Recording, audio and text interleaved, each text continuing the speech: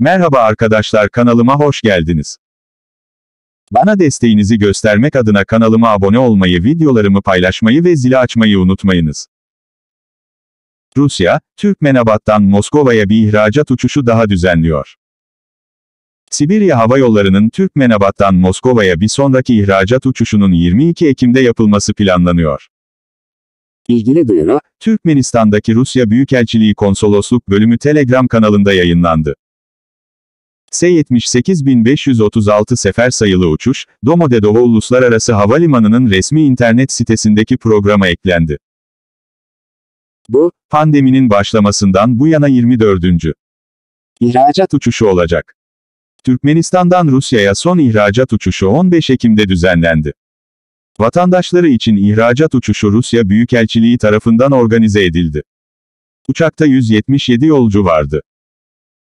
Ayrıca Rus vatandaşları ve Rusya Federasyonu'na giriş sebebi olan yabancı uyruklu vatandaşlar da Türkmenbaşı İstanbul seferini kullanabilirler. Kaynak, Türk Hava Yolları'nın 24 Ekim için bir uçuş planladığını söyledi.